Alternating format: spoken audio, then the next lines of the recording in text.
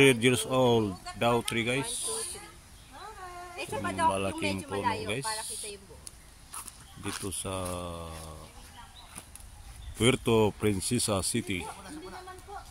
100 years old daw te. So malaking puno to guys. Tingnan mo yung mga tao, maliit guys. So malaki talaga siya. Oh, tingnan mo mga tao guys.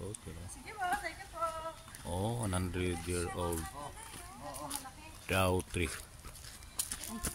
So pinakamalaki dito guys na puno dito na area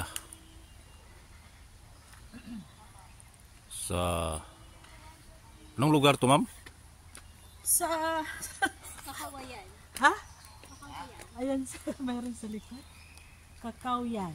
Kakawayan Forest Park. Puerto Princesa lang to. Puerto Princesa pa rin.